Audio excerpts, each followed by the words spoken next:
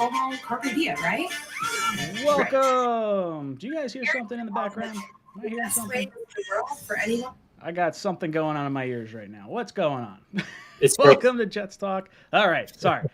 Welcome to Talkin' Jets. My name's Ryan, and I'll be your pilot. I am joined alongside my co-pilots. I've got Richie to my this way, and I've got Matt to my that way. We're going to be without Green Bean tonight. He's feeling a little under the weather. But boys, how you doing tonight? Richie, I'll kick it to you first. Doing great. Always a pleasure to be on the show. I love being here, talking some football, talking some Jets with you guys. We're missing Green Bean tonight, of course. Hope he's feeling all right, and I'm excited to get into some Jets talk. I love it. Matt, how you doing over there? Doing okay. I was telling you guys, well, it's a hand up. It's my fault. We're late. Little tech issues on my end. I updated my regular computer today, so I'm using the work laptop right now. But I had to make do because we have a lot of Jets and NFL combine stuff to get to, so had to make it work. Ooh, I love it. I love it. Boys, for every 25 likes we get on this video, we're going to pick a qualifier for our t-shirt giveaway. So Nightbot is going to pick 2 winners.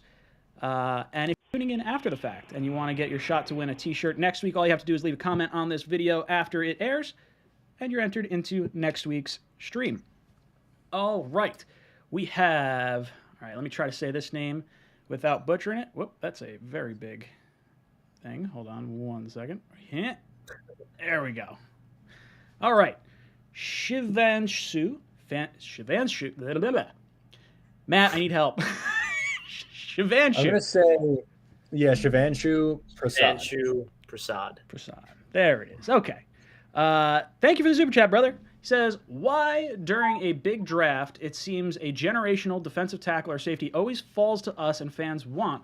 Everything that is said about Hamilton versus Adams was said about Quinnen versus Leo, and Leo versus Richardson, and Adams versus Pryor. I don't understand where the love comes in with you know, I shouldn't say I don't understand. I get where the allure of wanting to take a generational caliber prospect comes in. But with Hamilton, I don't see the same thing as I see in Pitts, because Pitts is utilized as a wide receiver. You have the ability to use him as a wide receiver, which is a premium position in this league. Where safety, I don't want to discount the fact that, like, when you have a good safety, you have a really good team. But overpaying for a safety when you don't have an edge rusher, when you don't have a cornerback, that's where I'm kind of like a little hesitant to do that. Not to mention we're trying to finish our offensive line. So, Richie, what are your thoughts on the generational prospects that wind up popping up in drafts and how it always winds up going to the Jets? What are your thoughts on Hamilton? It's very interesting because I've heard that term a lot, generational talent, and the Jets are the ones that get that player. Jamal Adams was one of them. We're hearing that with Hamilton now. And yes, I know you cannot compare Hamilton and Jamal Adams. They're polar opposite in terms of play style when at the safety position. But if you guys follow my channel, you know where I stand with the Kyle Hamilton situation. I understand that Jets fans are divided, and you really can – it's either you absolutely love Hamilton, you want him so bad, or you're saying I do not want a safety at number 4. I'm kind of in the middle, but I'm definitely leading more towards the side of we should not draft a safety at number 4. But at the same time, you really have to factor in of how the draft board lays out. If Hutchinson, Thibodeau, and 𝐒𝐮𝐬𝐜 gone, then I don't know who we're drafting number 4. That's a big question to ask. That's the only way I would even consider Hamilton number 4. But I'm definitely not on the hype train of getting Kyle Hamilton. I'd rather them go offensive line or edge rusher or any other position. Matt, what about you? How do you feel about the generational aspect of the draft, and what do you think about Hamilton and the Jets possibly taking him? Yeah, I feel like the term generational gets thrown around a lot nowadays, and that's, again, not a knock on Kyle Hamilton. I think he's an excellent prospect. It's more so if your team can afford to use a top 10 pick on the position that he plays. And yes, I know he does more than the average safety, but it's still a safety. And I would expect the Jets to either go more so on the defensive line in terms of an edge rusher or a offensive lineman, whether it's 𝐒𝐮𝐬𝐜 or Neal, one of those 2 guys. I'd be very surprised based on everything we've heard, Ulbrich or Saleh or Douglas building the trenches and then just go to building up the secondary. Yeah, I think that's a good way to look at it. I guess let's have the discussion real quick about what you would want to do as far as, worst case scenario. Like if like Richie said, 𝐒𝐿𝐴Nu's gone, Thibodeau's gone, Hutchinson's gone. Is the pick Neal? Is the pick Hamilton? My thoughts on Neal, like I just don't know where he fits. Because the cool thing about 𝐒𝐿𝐴Nu is he has the versatility to kick inside and he can play right guard as a rookie. Where if we draft Evan Neal, then who is the tackles? You know what I mean? Like, who's the odd man out? Is it George Fant? It can't be George Fant. He's coming off a phenomenal year, and then we're hopeful that Becton comes back at, all in shape and all that great stuff. So that's where it's like a big question. I kind of want to ask you guys, like, does Evan Neal make sense for the Jets? Just because I feel like 𝐒𝐿𝐴Nu's the only way where you can kick him inside, because I don't see Evan Neal kicking inside. Evan Neal used to play inside. Yeah, that's true. I just feel like he's huge. Like he is 6'7" is his big guard. I would prefer Kenyon Green over Evan Neal personally, but I don't know if I would take him at 4. Kenyon Green's interesting because he's played every position on the offensive line. Only one snap at center, but you get the point. But I guess if I'm going down that road, and 𝐒𝐿𝐴Nu's gone, the 2 edge rushers are gone, I think in my mind, I'm looking at. It depends how they feel about Sauce. If they think Sauce is gone at 8 to the Falcons and he's not making it to 10, I would almost feel better going Sauce at 4 and then going either Kenyon Green or an edge rusher at 10 to round out our offensive line. I mean, the ultimate thing would be like, okay, do you believe someone's going to be there in the second round? Because like if you think Zion Johnson's going to make it to the second round, I don't even touch offensive line in the first round. But yeah, Sauce would probably be my 4th option if I had to pick something at 4. Richie's, what would you do, you think? I would love Sauce. I just would rather get Sauce at 10. But obviously that's definitely not guaranteed because there's a very good chance he does not go.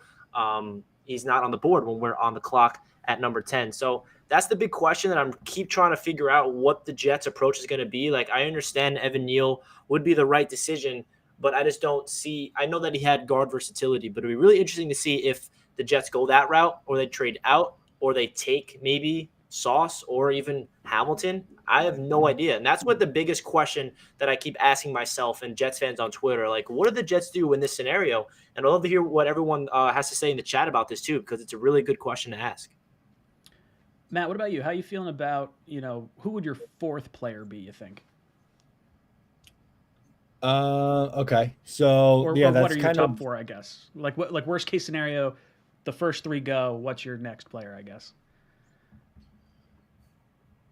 Well, I guess Neal, 𝐒𝐿𝐴Nu, Thibodeau, and Hutchinson are my top 4. So I think I'd be okay with any of those guys at the pick. Just to kind of go off the Sauce Gardner at 4, I can get behind taking him at 10. I struggle a little bit all the way up at 4. But I will say I would much, much, much rather take Sauce Gardner than Derek Stingley because his injury history scares the absolute life out of me. I wouldn't touch Derek Stingley. I am totally in agreement. Stingley's the one player I think totally off my board. I don't care how well he performs at his pro day. I just would rather let someone else take the gamble on him. Shivanshu drops in with another super chat, says, surround Zach with better offense and fix the edge. So is that what we're going in our first round? Because that's the goal for the whole offseason overall. Because I could see a situation where the Jets wind up going with, like, they're bringing LDT back. They wind up signing Lakeland Tomlinson from the 49ers. Now you don't need a guard. Maybe you draft a developmental tackle to pressure Becton and Fant. But I think there's a lot of ways that you could approach this offseason that I would not be upset with. And I think you can surround Zach with a better offense and fix the edge in multiple different ways. Richie, any thoughts on this?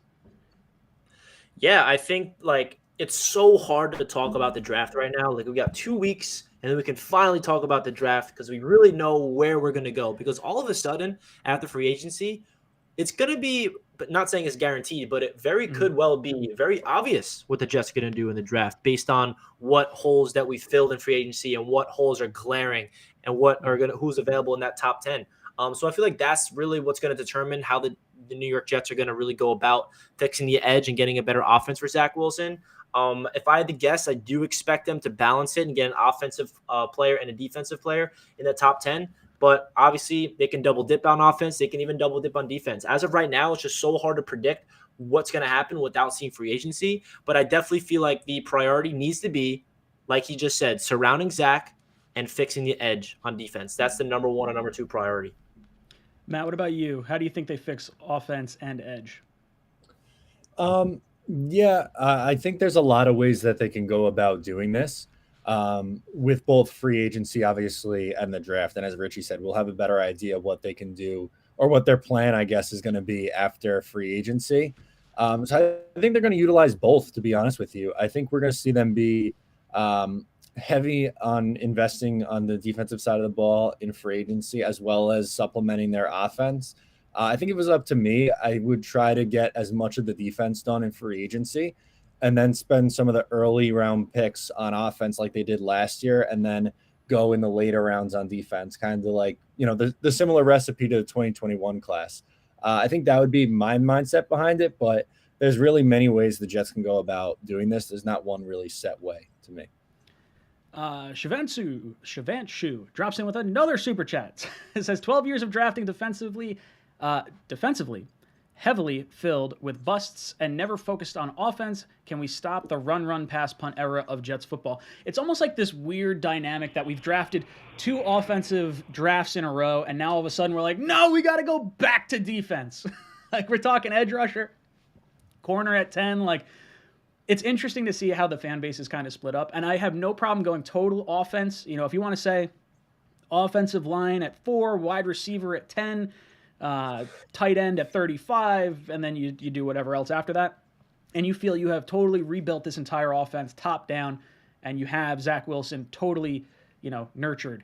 I think you could go that route, but I think the power in this draft is definitely defensive, and like Green Bean kind of says, don't reach for a need, kind of give what the draft gets you. Richie, favorite draft bust? For the Jets? Mm-hmm. Maybe not favorite, but maybe the most memory. How do I answer this? Okay, we'll say least favorite. Or someone you like. It doesn't even necessarily have to be like a really Calvin Pryor. Calvin Pryor. The Louisville Calvin Slugger. Pryor was a man that I thought was about to be a missile and just obliterate people, taking people's helmets off, and I fell for the hype. That's definitely a player that I was extremely high on, and I was obviously very young when we drafted him. So I was just like totally invested. I watched all of his highlights, and I'm like, oh my gosh, it's about to be the top safety in the league. Louisville Slugger. He had the best nickname too. Like this guy's gonna lay the wood. And I was the same way, dude. Absolutely same way. I was so pumped on him. Matt, what about you? Favorite bust or least favorite bust?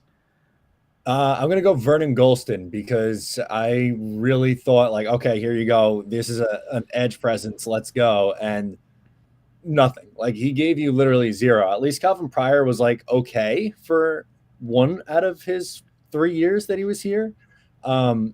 You literally got nothing out of a what was he, the 6th pick? It was bad. It was really bad. I would say my least favorite was Vernon Gholston for sure, because of the impact that it had. Like, I think the Jets didn't win a Super Bowl because they whiffed so hard on that pick. That's kind of my thinking. I think when they had the year with Favre or the first 2 years with Sanchez, I think they could have won a Super Bowl in one of those years. But I think that was just a major bust. You know what? Maybe I'll say... Even Sam Darnold. Sam Darnold, that was bad. I loved Sam, dude. I was like, I was like, this guy's legit. There's no way he's making it to us. I want Baker at 3 because Sam's going 1. Like, all about it. And dude just blew up in our face. Yeah, so I was totally all in. I got a signed Sam Darnold football just rotting away. I got I got a rookie playing card back there. I got a signature on the hat. Just like disappointed. Matt Zizzleman. Oof. Snoop Dogg made up your name. Hey, Ryan. New viewer. Love the content. What if instead of taking wide receiver at 10, we trade for one with a second-round pick like Amari Cooper and sign Mike Williams? I want to add 2 proven wide receiver talents. I don't want to do that, but I do want to trade for a wide receiver. I would trade one of our seconds or a third, whatever it takes to get Amari Cooper. I think that would be the move to make. I think you can get him for a third-round pick, especially if you don't want to restructure his deal. His deal is absolutely enormous. It's 3 years. Ooh, sorry. 3 years, $20 million a year. And the Jets have a bunch of cap space. So you could bring him in maybe at a lower draft pick compensation if he doesn't want to renegotiate his deal because he's going to get cut from the Cowboys otherwise. So I'm all for Amari Cooper and not drafting a receiver at 10, but if they want to take the receiver at 10 too, I'm fine with that. But I wouldn't trade for one and sign one for big money in free agency. Richie, your thoughts on trading for Amari Cooper and possibly signing Mike Williams? Yeah, I think you can't do both. I would say it's one or the other because of the contract situation. We also have to bring up the Braxton Berrios situation. Is he back? Is he walking? I guess in this scenario, he has to be walking. There's no way you're paying Berrios and getting Mike Williams and Amari Cooper. So in a best case scenario for me, if the Jets don't take a receiver at 10, I think they must either go out there and sign a free agent or go out there and trade for one. If not, then sign one or draft one in the second round. Like they have to make sure they give Zach Wilson another wide receiver alongside Elijah Moore and Corey Davis, because that's my biggest concern, especially how much this wide receiver room, for whatever reason, always gets banged up with injuries. We need depth desperately. So I wouldn't really think that Amari Cooper and Mike Williams at the same time makes sense, but I am on board with one of the two. Matt, what about you? How are you feeling about Amari Cooper and Mike Williams? And actually, you know what I want to do? Richie, while we were thinking of that, think of a second-round receiver that you would like to possibly see. Matt, I'll get your thoughts on this and who you would possibly like to see in the second round as a receiver option if we didn't want to take receiver at 10, we'll say. Gotcha. Okay, so I would, of these two options, I would much rather trade, like, let's say one of the second rounders for Amari Cooper. He's probably my favorite option to trade for. I think he's probably the safest because there is some risk involved with some of the other receivers that you're potentially trading for. Unless, like, not DK, but you'd have to give up more for DK, I think, and I don't want to give up pick 10 for him. Well, I think you're going to have to give up more than just 10 for him, too. You think Seattle's just going to take 10, their original pick back? I feel like you'd have to give up like 2 firsts for him, right? Like, it'd be brutal. I don't know. Have we ever seen a wide receiver go for 2 firsts? I don't know. Keyshawn, right? Like, that's what he went for. Was it 2? I guess so. Yeah. Okay. I would be very surprised. I mean, I guess you could say 10 is worth like 2 late seconds, and you're going to have to give the big contract. I just don't think – I think from a principle standpoint, I don't think Seattle would trade him. Like, they would take the 11th pick before getting the 10th pick and giving him to us. Yeah. Yes, no, without a doubt. And I don't think that one's realistic either. But Mike Williams, I think I don't know. That feels like such a Corey Davis signing from last year. Like, good player, probably not a number 1 receiver, but a solid, steady receiver. So I'd rather do the Amari trade. And if I'm thinking of a second round, like, does Dotson count? Because I feel like he's either like a late first or early second. So I would say him. I really like his speed. So I'm a big fan. Big fan. Richie, who would your second round receiver be? Are you looking for Dotson? Yeah, I was going to say Dotson for sure. That was the guy on my head. I don't know if he falls there. But outside of him, there's guys like Mechie, there's guys like Bell, maybe Jameson Williams slides to the second round. You never know, but that's another question because if you want to sacrifice his entire rookie season. But, it's crazy that Jameson Williams had to tear his ACL because I feel like he'd be in consideration number 10 for the Jets. Yeah. But, in the second round, there's David Bell. There's a lot of receivers that I think are really talented, even Watson. But I feel like Watson's really underrated. I feel like he could go in the second or third, you never know, or even fourth. It's really, I feel like the combine is going to really separate the wide receivers in this class. But, Dotson is definitely, if we do not take a receiver anywhere else in the second round, it's definitely Dotson for me. For me, I think there's one that he may be third round. It depends how he does at the combine. It's the guy I'm definitely keeping an eye on most. And that's George Pickens from Georgia. I think he is a special talent. If he didn't tear his ACL, he might have been the best receiver in this class. He came back for, I think, 1 game, if I'm not mistaken, at the end of the season. Watch some of his highlights. He is incredible. Absolutely would love to possibly snag him. Like, that's why I'm kind of almost off the wide receiver train at 10 because there's a few more guys in the second that I've started to really kind of fall for. But it's going to be interesting. So, Matt, I like the Matt Zizzleman. I like the comment. I like the thought process here. Edward Ziff, thank you so much for the super chat. Says worst case trade back number 4 and take Linderbaum at 10. So he's saying if 𝐒𝐿, the 2 edges are gone, what do you do? He's saying trade down and take Linderbaum at 10. I have a hard time with Linderbaum. I really like him, and I won't really be super upset if he's on our team. But I just don't think that center in the top 10 is a smart pick to make right now. But I would trade down from 4 in that situation if they didn't think Sauce was worthy of that and they didn't want to pull the trigger on Hamilton. No problem whatsoever. If you can get a first-round pick from Washington, that would be the way I'd probably try to go about it. Richie, what about you? What do you think about trading down? Yeah, I think trading down has to be a consideration. You know that Joe Douglas never puts the phone down. He's always picking it up when someone calls. And that situation we brought up in the beginning of the stream, that's going to be really interesting because I don't know who they're going to take in that scenario. So if they do want to trade back, that's definitely a consideration. And then Tyler Linderbaum at 10, he's been probably my favorite, my first draft crush in this entire draft class, going back the beginning of the season. I just remember Tyler Linderbaum, he has to be a Jet. This is just Joe Douglas's guy. And now here we are today, and knowing where we're at in the draft, I don't know if the Jets honestly take him unless they trade back from 10. That's the only way where, in my mind, it makes sense for the Jets to take him, is if they draft someone at 4, and then at number 10, they trade back, say to 16 or 17, and then they take Linderbaum there. I think that's the only way, because I agree with you, Ryan. A top 10 for a center, it's hard to really pull a trigger, even though he looks like an absolute beast. And him alongside AVT just gets me giddy of that potential. Shivanshu drops in another super chat. Without developing the quarterback and the offensive side of the ball, defense won't matter. This isn't the Dilfer era. By the way, Ed Reed was 50-46 pre-Flacco, out of money now. Wow. So 50-46. I'm assuming that's record-wise. So I guess, who did they have before Flacco? Flacco got in what, 2006, roughly? Steve McNair was there for 2 years, and then really before Flacco, that was damn. It's been so long. Yeah, no, I think you have to win with offense. That's what we've kind of seen be the trend. You still need to get pressure on the quarterback. So if you can limit the amount of time the other team has to throw the ball, you can generate some turnovers, give yourself some more opportunities, and you can win on offense. That's obviously the winning formula right there.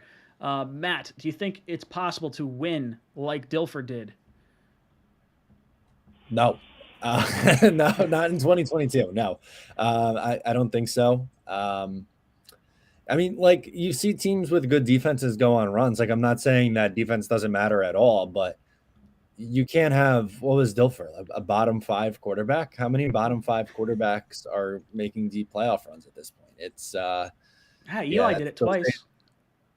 Sorry, Oh, I'm kidding. No, I wanted to bottom call 5. shots right now. Oh, no. I just want to piss people off. Oh yeah, that's gonna work. But yeah, no, it's just not today's game. Richie, what about you? You think it's possible to win with a Dilfer type quarterback? No, I don't. I mean, you see, the only comparison I can make to that is Jimmy Garoppolo with the Niners. They went to the Super Bowl. They were in the championship this past year. And I think that was more of their defense and the offensive system around him. So, yeah, I think you need to have a top-notch quarterback, and especially in today's NFL. Derek Spitzer drops in with super chat. Derek says, if the Vikings decide to blow it up, think we could get Adam Thielen for a third or something near it. I've always really liked Adam Thielen. I think he's a little bit older at this point now. I'm going to pull up what his cap hits would be, just so I have an idea. All right, so if Thielen is traded, he would have 3 years left on his deal. He would have a contract of $12 million or $12.5 million, $13.5 million, and $16 million. He'd be 32, 33, and 34 years old for those seasons. The Vikings would save almost $6 million in salary cap by moving him. At 32 years old, I don't think I'm giving up a third-round pick for that kind of contract, but I would give up some type of pick. If they would be willing to take a late-round pick if they were considering cutting him, then maybe I would do that. But I would still try to aim for someone like Amari Cooper before going this route. I would like to go younger as opposed to someone that's only going to be here. I mean, I guess you're 34. I don't know. Richie, what do you think about Thielen? Yeah, I mean, hearing that contract, it's kind of he's getting paid more and more as he gets older and older. So I don't know. I feel like there's a lot better receivers on the market. But like you said, if they're trying to cut him, and if they'll do it for a really, fifth rounder or fourth rounder, then maybe you consider it. I think this Jets team desperately needs a veteran And I feel like Adam Thielen is one of the most underrated receivers in the entire NFL. I always believe that. He always puts up numbers, and now Justin Jefferson is there. Yeah, I don't know. I don't see that as a fit for the Jets personally, but hey, you never know. Yeah, I should note that once he is traded, Thielen would be able to be cut at any point in time. So, like, if you wanted to move on from him after 1 year, you could get rid of it with no cap repercussions. Matt, what about you? How are you feeling about Thielen?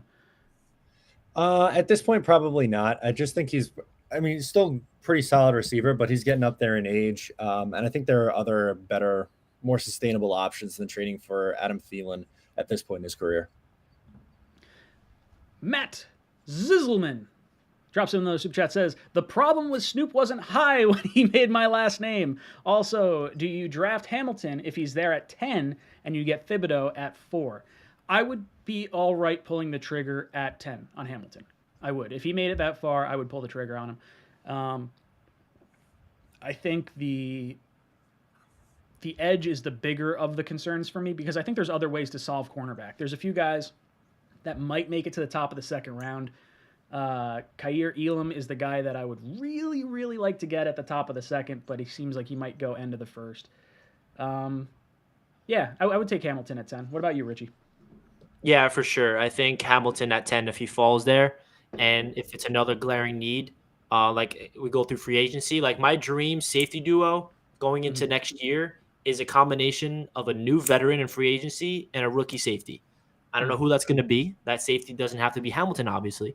But say we do go out there and give a bag to a guy like Marcus Williams or Jesse Bates or someone else, and then there's still one hole in that safety group. And if Hamilton's still there at 10, then all of a sudden our safeties are absolutely dirty. But not saying that we need to get Hamilton over for that. I like a lot of safeties later in this draft. But the only way I would say with confidence I want Hamilton on the Jets is definitely if he falls to 10 rather than at 4. Matt, what about you? How are you feeling about Hamilton at 10 versus at 4? Yeah, it's still going to be no from me, especially because you went defense at 4 there too. I would really be looking to okay, so I guess it depends on if you don't get Marcus Williams or something, right? Like it's probably like how do you deal with it in free agency? I was going to say more so. Did you trade your second round pick for a wide receiver? I got you. Okay, because then that makes it hurt a little bit less. But I would rather go with Sauce Gardner if he was there. If you're going to double up on defense that way. Again, I prioritize corner more, so I would be more willing to go corner before I would safety. No matter how good Hamilton is, I like some of the value on guys in early day 2 at that position. Guys, if you're just dropping in the stream, make sure you hit that like button on the way in. For every 25 likes we get, we're going to pick a qualifier at the end of the stream to win a t-shirt. Right now I've got Hunter Kaiser, Ant Jets, Braden Bathwaite, Thomas Cahill, and Gitmo Bob. You guys are qualified for tonight's t-shirt giveaway. All you got to do is hang around with us and, maybe you'll get entered. Who knows? Who we got up next? Matthew drops in with super chat. Matthew says, how do you feel about Schultz? Let's put an end to the misery of the last decade of not having a tight end. Let's grab a guy who can block and catch. Is he it?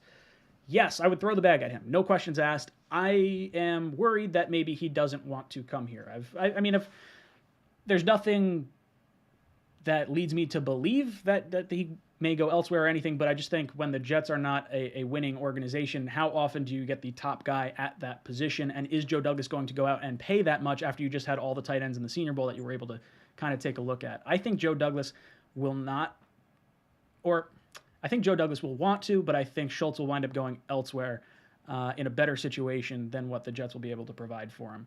Richie, what are your thoughts on Schultz? Yeah, I'm all on board with Schultz. But at the end of the day, I always remind myself every single free agency. I'll never forget, myself included, we all get obsessed with the best free agents on the market. And it usually doesn't go that way, especially with Douglas. He likes to, tone it back a little bit and not necessarily open the bank a little too much. But maybe he has a different philosophy. You never know. Maybe he wants to go all in there. I would love for him, if he's going to open the bank on a player in free agency, I would love Dalton Schultz because that is one of the biggest holes on this team throughout the entire roster is tight end. So let's get a damn tight end in the building, whether it's in the draft or free agency, please. Matt, talk to me about Schultz. This is absolutely someone worth overpaying for because he's just entering his prime now. He's 25 years old. It's a position of need. It helps the young quarterback, and he's ascending. He's gotten better each of the last 2 years as he's got more playing time. So I think this is a home run. If he hits the market, you got to get him.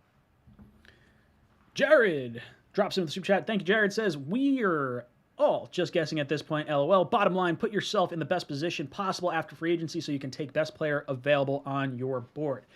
Now, I guess this is an interesting question because do you try to, I mean, you obviously try to plug holes in free agency, but do you consider possibly where you're sitting at number 4? Because since we're sitting so close, you can kind of have a rough idea. Okay, if you like 2 of the offensive linemen, if you like 2 of the edge rushers, you're going to get one of them.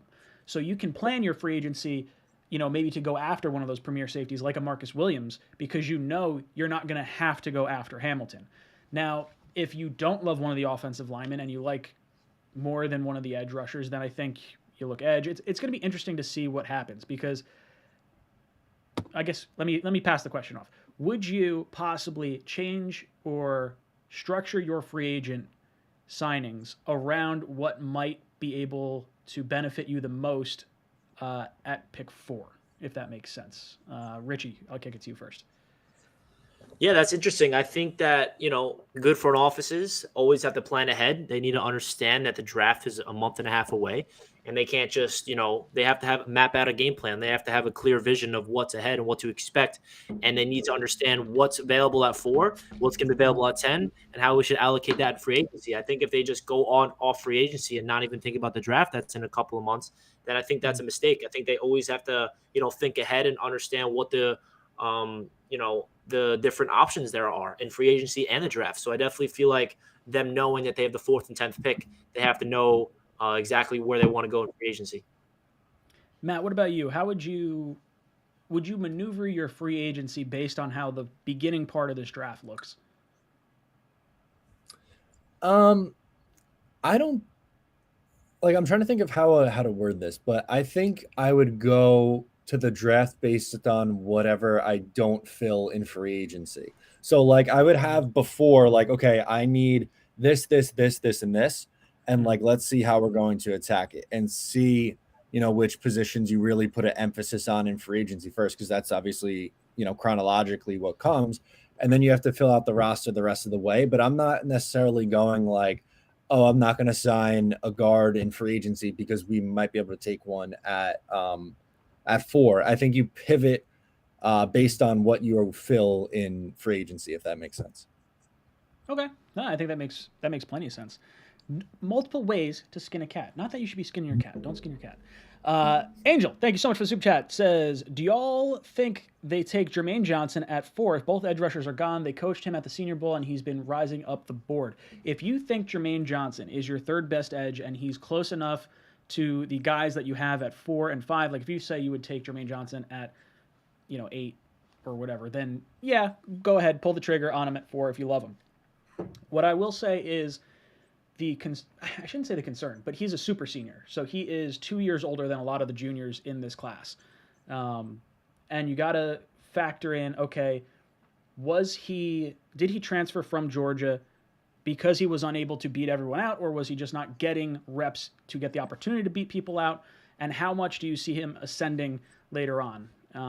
I believe TJ Watt was a little bit older when he was drafted as well. And look, if you could redraft, he would be one of the first picks taken his year. So if you think that Jermaine Johnson's ceiling is really high, I have no problem with it. I think he's really good. I would probably like to take him no higher than, I would probably take him at 10. I don't know if I'd want to pull the trigger at 4 just yet. Richie, what are your thoughts on Jermaine Johnson?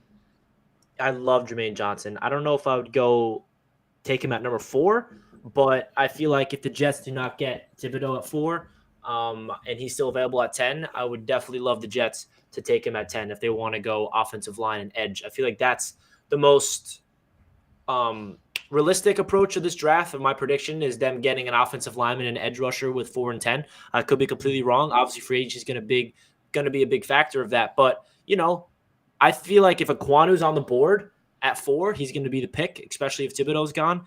But maybe that is the answer. Jermaine Johnson at 4. If 𝐒𝐮𝐬, Hutch, and Thibodeau are gone, you never know because they might fall in love with him. They might prioritize that. We know how much Robert Saleh loves his pass rusher, so you never know what might happen. But I definitely prefer him at 10. Matt, what about you? How are you feeling about Jermaine Johnson? I'm with you guys. I like him better at 10. I also like George Karlaftis more than I like Jermaine Johnson, which I know is a hot take to some at this point in the draft process. So I would probably go with Karlaftis before I would go Johnson. But like you guys said, if he's there at 10, then I think you can pull the trigger on that and be pretty happy with it, depending on what you do at 4. Let's see who we got. Pooch Guy drops in the super chat. Thank you so much. Says sleeper target to help the run game. Patrick Ricard, fullback, Ravens. Could possibly do that. Are we utilizing much of a fullback right now, or do we just not have? I know we were using Wesco for a little bit. Wesco, yeah. How are we feeling about Wesco? We want to keep him as a fullback. Mm-hmm. We want to upgrade from it. That's a Matt shaking his head. Yeah. I would say yes. I think that's fair. All right. Derek drops in with super chat. Derek says, please stop breathing heavy over Dalton Schultz. He's a middle-of-the-road player that will want a ton of money for too many years, too many good tight ends in this year's draft, and likely next year's. We have so much money, and he's so young, and it's such a position in need for this particular type of offense. This is the exact type of player that you do go out and overpay. I will say that I'm not going to be banged up at all if we don't get him because there's a lot of other tight ends that I'd be fine with. If you want to go with Njoku, Howard, Ertz, maybe Everett out in LA, there's a few different options or routes that you could go. And then you go into the draft because I really like McBride. I really like Ruckert. I really like Kolar. There's a few other guys that are going to be out there. Weidermeyer is going to be a popular name as well. There's a whole bunch of tight ends that are going to be available without having to overly exert yourself in free agency. So don't lose your mind if you don't get Dalton Schultz, but I think he absolutely should be number 1 on our list if we can get him. Richie, any tight ends you like in particular outside of Dalton Schultz? Yeah, I think the Jets must draft a tight end, whether they sign Dalton Schultz or not, in the 2nd or 3rd or 4th. I mean, this is probably the deepest tight end class ever, and I feel like in a while rather. And I love McBride, I love Ruckert, I love Ferguson later on. There's a lot of guys that Joe Douglas and the Jets coaching staff had a really up close personal perspective of during the Senior Bowl, and of course, there's other tight ends that are entering the draft class. So I would not be upset if we double dipped and took 2 tight ends in this draft class because that's one position that is absolutely terrible on this Jets offense. We need a completely revamped room. I'll be okay if we actually don't bring back any tight ends from last year. I like Kenny Yeboah of the practice squad, absolutely, but I want a tight end in free agency and potentially 2 tight ends in the draft. That's how much I feel like the Joe Douglas needs to work on this tight end room. So to answer your question, McBride, Ruckert, and Ferguson are my guys. Matt, how are you feeling about tight end position? Well, first, I think Derek is very misguided on his evaluation of Dalton Schultz. I don't know how many middle of the road tight ends go for 800 yards and 8 touchdowns. And that could also block. So I think, and that's 25 years old. This is not like a 30-year-old guy who's coming out of his peak. And I mean, you look at Dallas's offense with all the weapons that they have, the fact that he was still able to put up that kind of production is kind of telling in a positive way in my eyes. So I don't get that at all. But for the rest of the group, I think it kind of reminds me of a couple of years ago when there were so many different options at edge and the Jets tried to sign Anthony Barr and make him an edge rusher instead of just signing, a regular edge rusher. So I think even you could pivot and sign somebody else if you aren't able to sign Schultz. But I think it's important to bring in both a veteran and a rookie. I don't think you want to rely on 2 rookie tight ends at that position. I think it'd be, important to have a veteran with the experience of playing in the NFL. As much as I love this tight end class, I think there's really good talent in it. I just wouldn't want to, like I said, rely on those 2 young guys who don't have that experience yet. Yeah, I think that's probably where I fall. I would like to see a little bit of a vet plus rookie mix for sure. If for some reason, that's kind of where I'm at. Njoku is definitely the one. I think you can get him for a 1-year, $5 million deal. Nothing crazy. Let him prove himself. I don't know. There's a bunch of different routes you could go, and I wouldn't be upset with a whole bunch of different routes. So I want to get your guys' thoughts. We heard Robert Saleh is not going to be attending the Combine this year, but he will be available for Zoom interviews. Is this a concern? He was unable to make, or not unable. There was no Combine last year. So no Combine last year, no Combine this year for Robert Saleh. Is this an issue? Kyle Shanahan and Sean McVay are both not going as well. So I pass the question off to you guys. How are you feeling about Saleh not going and just the scouts and Douglas? Richie, I'll toss it to you first. Yeah, definitely interesting. Definitely not what I was expecting. I feel like the Combine is something that you want your head coach to be there face to face with these prospects, but at the same time, the Jets and Robert Saleh and the entire coaching staff got a lot of these prospects of up close and personal at the Senior Bowl. I know that there'll be a lot of other guys at the Combine that were not at the Senior Bowl that they were not able to see in person, but Joe Douglas and his staff will be there, and I think they'll get it all straightened out. I don't think it's anything to overreact over, but it definitely took me definitely was shocked to hear that, because I feel like out of any coach, you want your second year Robert Saleh there, very young, inexperienced head coach trying to get accustomed to these things. So maybe he's really prioritizing studying film on these free agents, and his job is to make sure that the free agency class comes in here and he's doing homework with his coaching staff. Maybe that's the reason, but definitely not something to overreact over, but it definitely took me for a surprise. Matt, what about you? How are you feeling about Saleh not attending the Combine? I think people are overreacting to it. I don't really think it's a big deal at all. Obviously the important thing is the GM and the scouts being there, and supposedly he's going to do his work on film on these guys too. So obviously Sal's going to have input on who they draft, but I don't think you need every single person in your building there. As long as the scouts and Douglas are there, then I'm fine. I don't really care who else is there. Yeah, there's something to be said, I think, for doing separate research and then coming together. It's kind of like what we do here. We do our own separate channels, and we come together, and we have this little mind mesh of thoughts and ideas and things of that nature.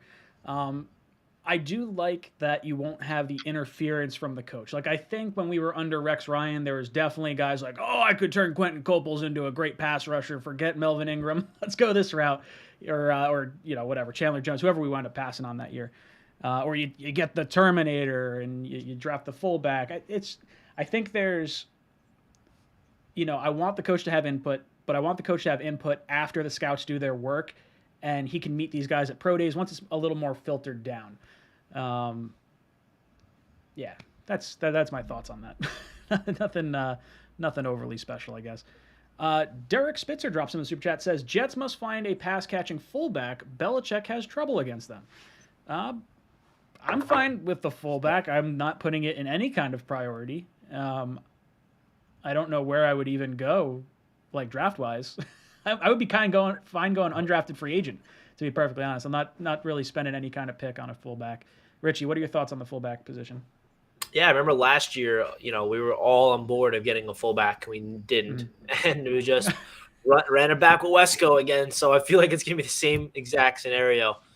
So people are like, yeah, get a fullback. And then it's just going to be Wesco again. But who knows? They might sign a free agent for all we know for a cheap deal, or get an undrafted free agent, like you said. Matt, what about you? How you feeling about the fullback position? I would try to bring Tony Richardson out of retirement and see if he could still suit up. He's pretty good for the Jets. I love it. I think it makes perfect sense. Perfect sense. Multivitamins drops in with a super chat. Multivitamins, how you doing tonight? He says, would you trade up for an edge rusher? If so, who? To solve wide receiver, trade for a wide receiver, or sign someone like Landry or Gallup? If I'm going with someone with an ACL tear between Gallup and Godwin, I'm definitely going Godwin, and I'm probably not re-signing Berrios if you decide to go that route. I do like Landry as a backup option if you don't have, if you don't want to sign a high-priced free agent. He's definitely going to get cut by the Browns. I don't think he'll sign for a crazy ton of money. If I were to trade up for an edge rusher, I would consider it, but I'm hoping it's not going to happen because I would like to take edge at 4 or 10, ideally. But I would have no problem trading up from the second round, pick 35 or 38, and jumping into the mid-20s to get a guy that we covet. Like maybe Jermaine Johnson is falling, or it's Walker from Georgia, or whoever it is. There's 6 or 7 really good edge rushers in this class. if you covet one and they're dropping into that 20s, maybe you wind up making a phone call and going up. Richie, how would you feel about trading up for an edge rusher? If so, who? And would you prefer to trade or sign a wide receiver like Landry or Gallup? I guess let me finish. I would prefer to trade for like an Amari Cooper, a Ridley, or something along those lines, and then maybe Godwin. But we'll see. Richie, your thoughts? Yeah, the wide receiver position is so interesting because there's so many different ways they can go. Like you said, Cooper's available potentially, Calvin Ridley, and Landry and Gallup. They're both free agents. So you don't have to give up anything to get them, but they are both very injury prone, coming off bad injuries.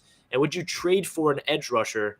Does he mean like a veteran edge rusher, like or trade up in the draft? Ooh, I didn't even consider that. Yeah, would you trade?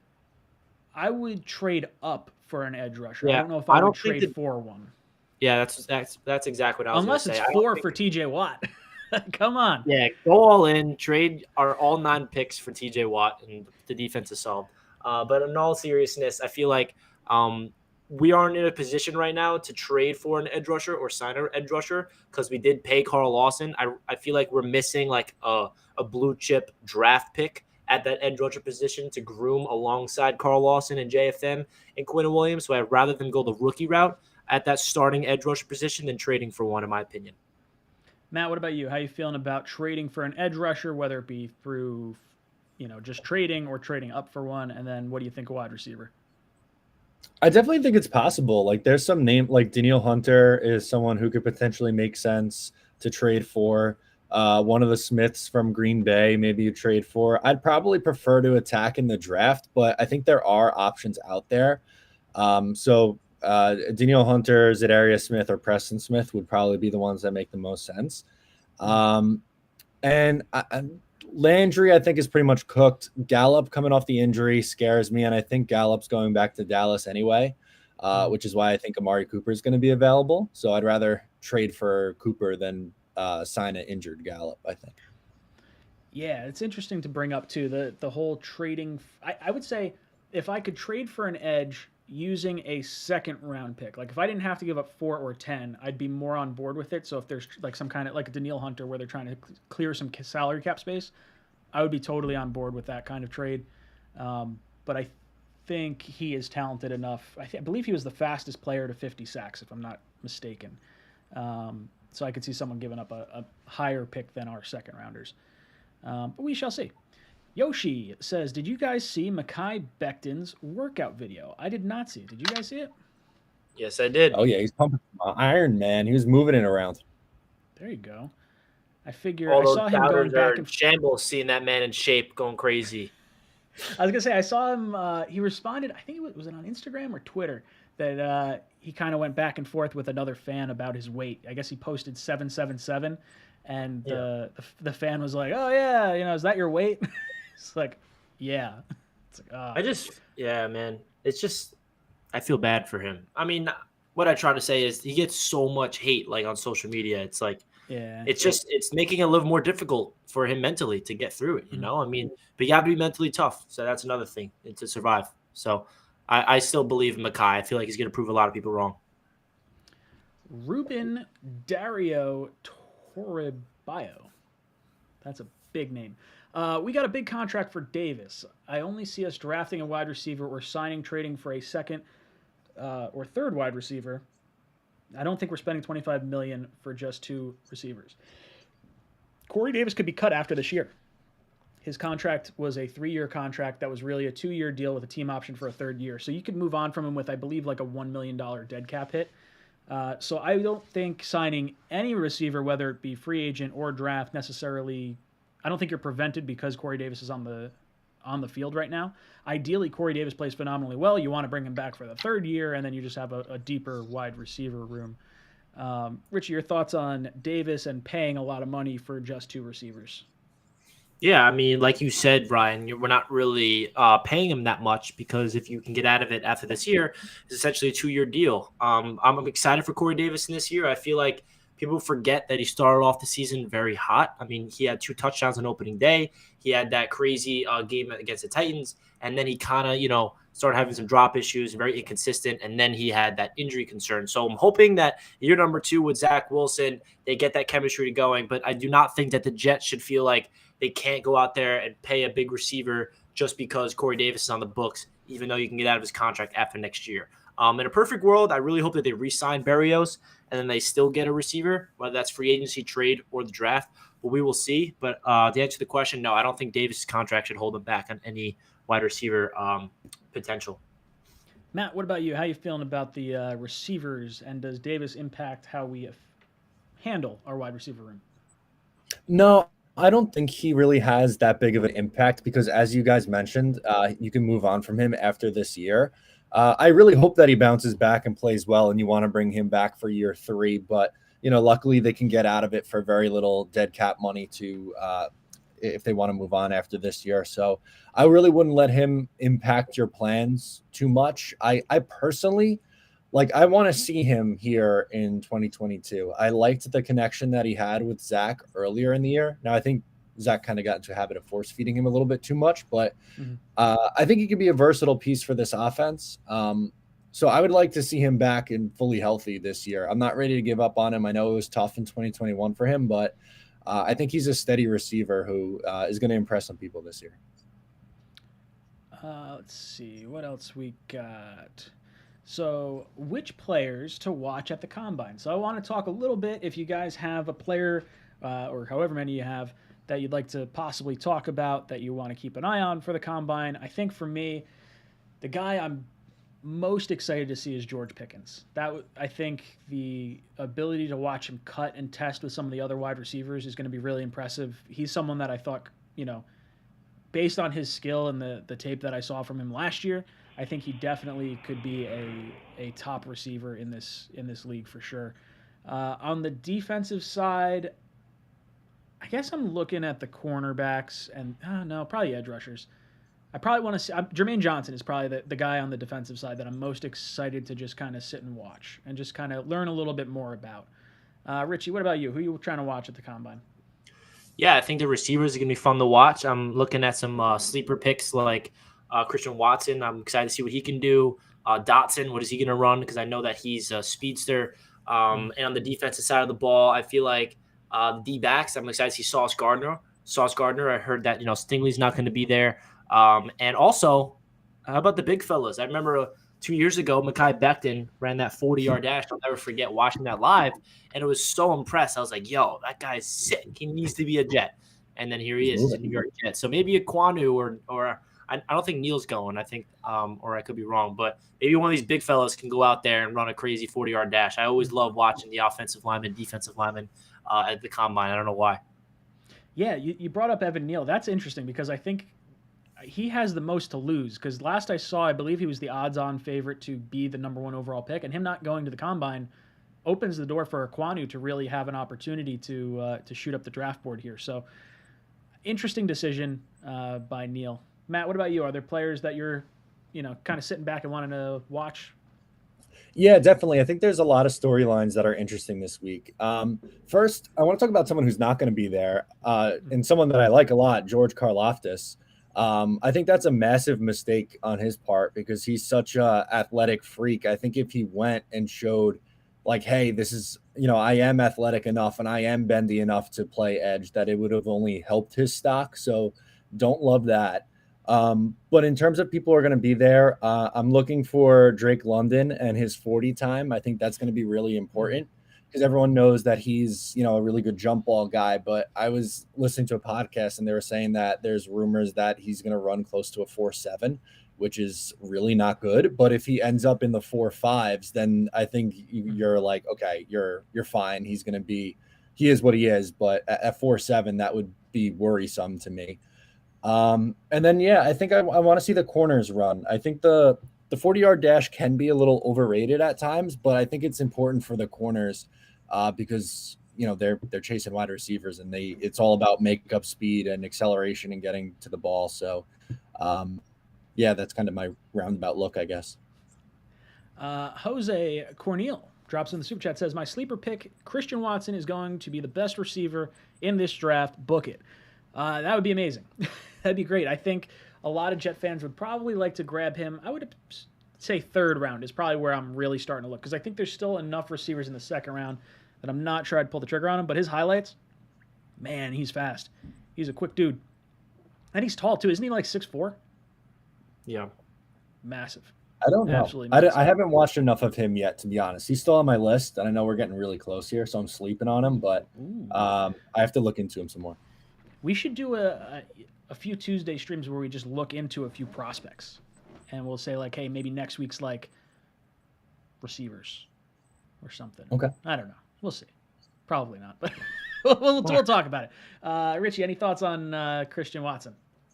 Yeah, I feel like he is potential to be the sleeper of this draft. There's always that one receiver that squeaks past the second round, and he's drafted in the third or fourth round, and he's a beast.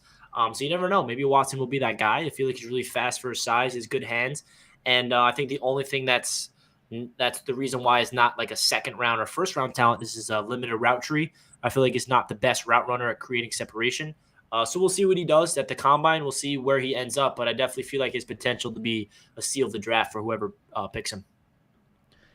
Jets Forever says, I want to talk to whomever thought John Franklin Myers was worth $55 million. Man, you are a salty little sailor. I like John Franklin Myers.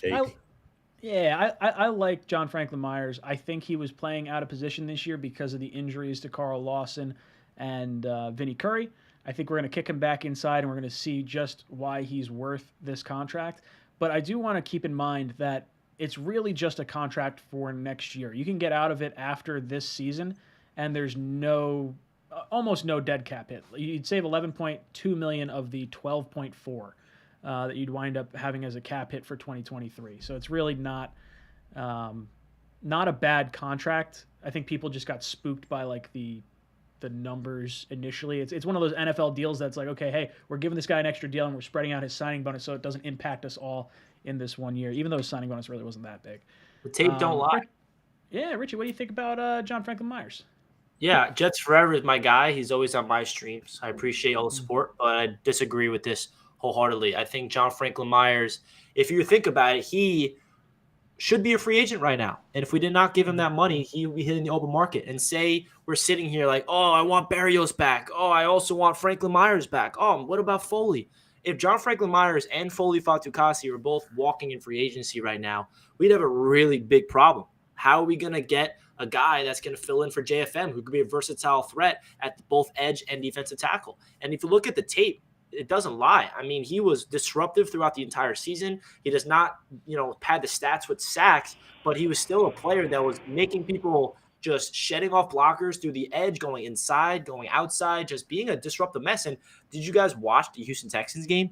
He single-handedly took over the entire game. 2 sacks, had an interception, was just the man. I mean, people always say oh, what happened to JFM? He fell off the face of the earth after we give him that extension. It's just not true. Maybe the numbers weren't there, but he was still, getting quarterback pressures, getting quarterback hits, and the best is yet to come for him as well. He's still young. It's not like we gave someone a contract who's 29, 30 years old who's regressing. He's getting better and better. I'm so happy the Jets paid him this money. And like you said, Ryan, you shouldn't be too upset about this number of money. I mean, $55 million at first might be like, oh my gosh, but in reality, he can get out of it after next year. But I really feel like he's going to be a big piece for this defensive line moving forward.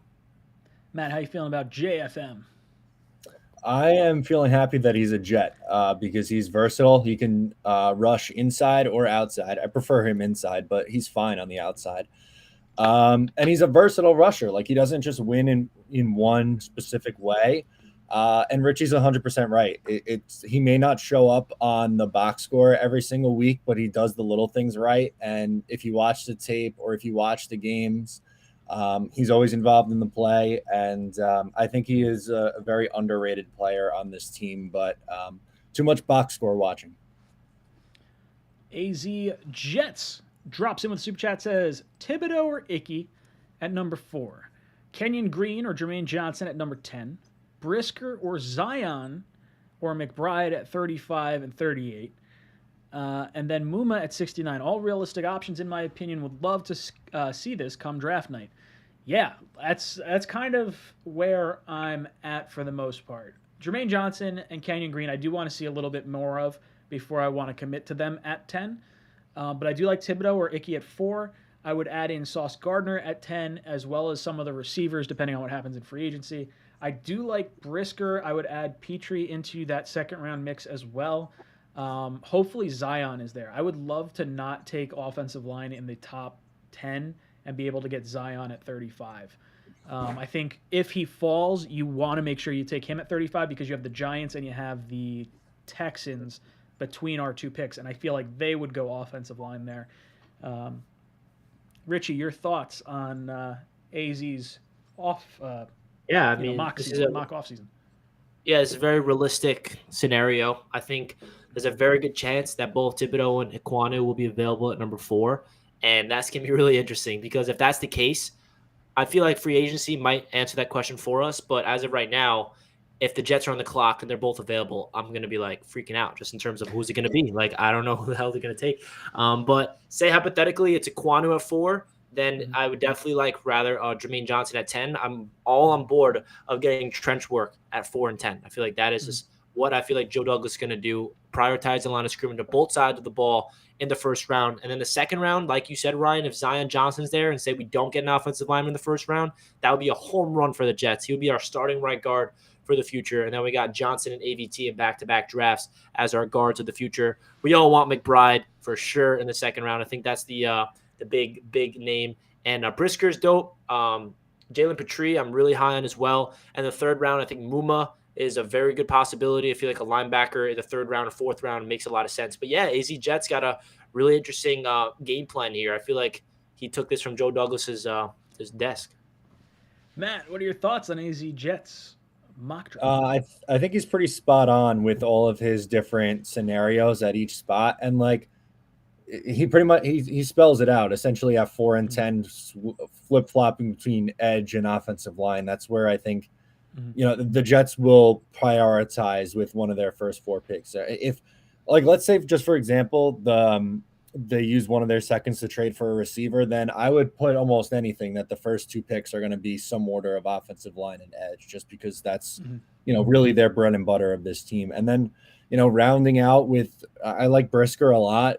Petrie, you guys mentioned. Lewis Cine, I think he's just a massive hitter, and I think would be a good strong safety to pair with someone maybe like a Marcus Williams in free agency. So I think he's spot on. These are really good targets for the Jets. Mike Jerome drops in with a super chat. Mike says, I get Dwayne Jarrett vibes from London. Burks for the win. There's going to be a lot of discussion over the wide receivers in this class because I don't feel like everyone has like a lock number 1. I think if I'm looking at the list, I feel like Wilson is probably the most polished of the 3. And I would say Burks and London have the size to be really special. I would say Wilson almost gives me CeeDee Lamb type vibes. He's just really good yak. Deebo Samuel and Burks, those 2 guys obviously feel like they're mirror images of one another. And then if London can wind up being similar to Mike Evans, I mean, you really can't go wrong with any 3 of them. But I think the rest of the offseason, or specifically the Combine and Pro Days, will help try to filter where these guys wind up shaking out. Richie, your thoughts on London, Burks, and Wilson? Yeah, I think you can't go wrong with any of the 3. My personal favorite out of the 3 is Burks, actually. I just feel like Treylon Burks fits this team so beautifully in a way where big body, big hands, can do everything, line up inside, outside, get the ball out of the end around. He's just a really physical runner. It kind of reminds me of like Quincy Enunwa.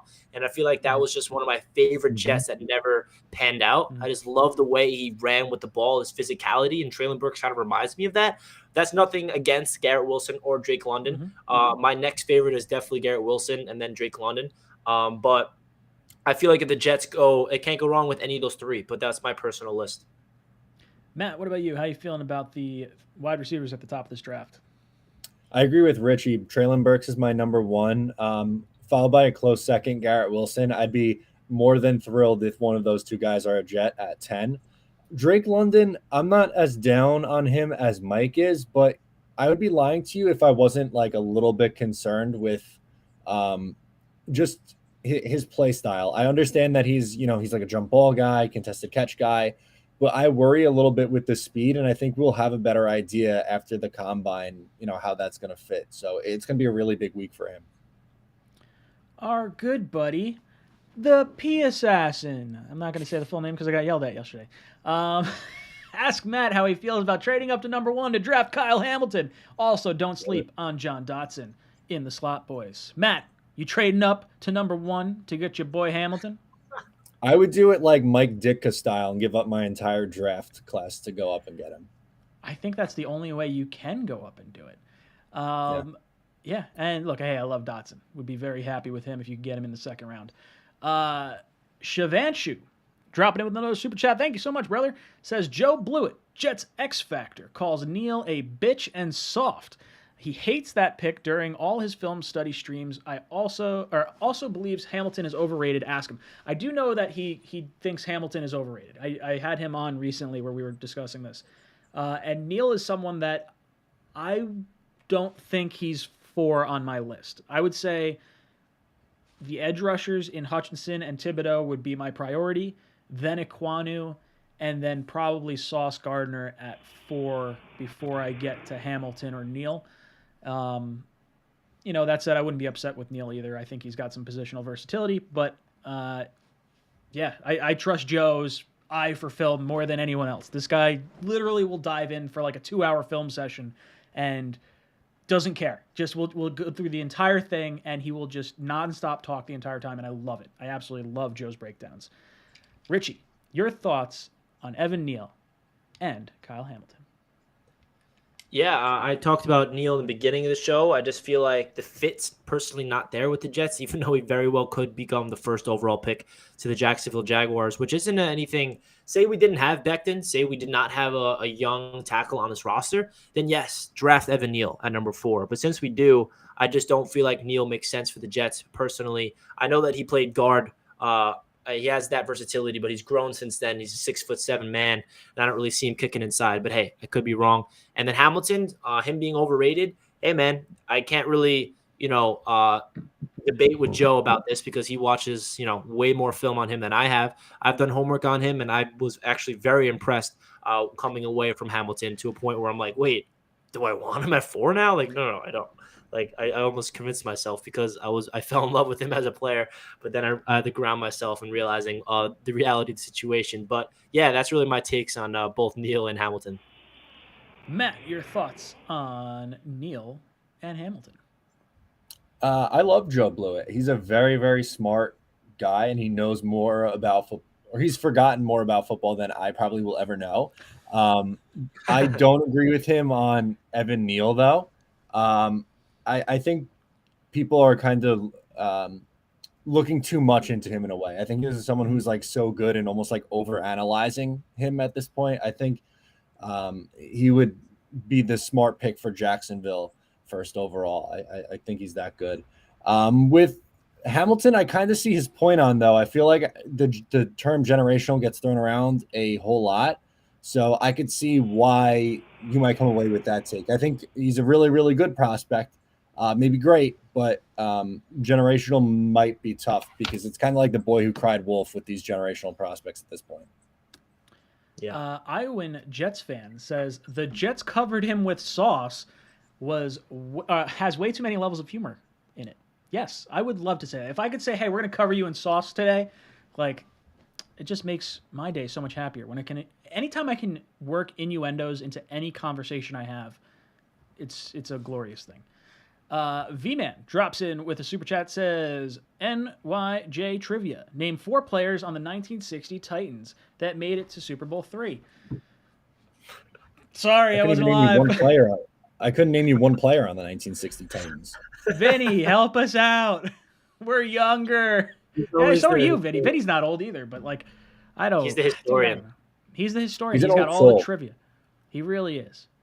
So I'll look for your comment in the chat. If one of you guys see Vinny's follow-up, let me know. Thomas Cahill drops in with super chat, says, how high do you think Perion Winfrey will go? Let's see. I don't know where he's ranked on. He was a beast at the Senior Bowl. Yeah, he was. I feel like I saw What him MVP? at. Let's see. Can I do this? Control F. Tankathon has him ranked 47th. So I guess maybe if he had. This was probably before the Senior Bowl, too. So big Senior Bowl. Does he sneak into the tail half of the first round? Top of the second round? I don't know. Where are you guys feeling that Winfrey could go, Richie? Yeah, I think back end of the first, early the second. I really feel like that Senior Bowl made his draft stock skyrocket because not only did he dominate, but he showed the leadership, he showed energy, he showed passion for the game. He just showed like everything you want in a defensive tackle prospect. In my opinion, I was like, damn, I want this guy to be a Jet. But we're not taking that position because we got a lot of players on there. But yeah, I think back end of the first, early second, in my opinion. Matt, what about you? Where do you think Winfrey goes? I'm not as high on him as you guys are, I guess. I would think towards the end of the second or early third. I worry about him in the run game. I don't know how well he's going to hold up in that. But like if he's someone who you draft and say like, hey, you just go after the pass rusher and after the passer and don't worry about anything else, then I think he'd be okay for that. But as an every down defensive tackle, I don't know. Matthew drops in the super chat, says, do we know who's getting Hard Knocks? Not yet, but it's down to the Jets, the Lions, and I think there was a third team. I don't remember who it was, but I think the Lions wind up getting it. The way the rules work is you can't be a first-year head coach. I think you can't have made the playoffs, and I don't remember the rest there. But I think the Lions wind up getting Hard Knocks this year. Richie, do you know anything or have any thoughts on Hard Knocks? Yeah, my biggest question is if we get Hard Knocks, do we still get one Jets drive? I mean, do we get double? I mean, I'll take I that. hope so. Get a behind-the-scenes look at HBO with one Yeah, Jets right. drive. One Jets That drive was is so good. I don't need Hard so Knocks like good. at all. I don't Exactly. care about it was I great feel when like- we had Rex Ryan, but the one Jets drive crew is so good. I don't need it.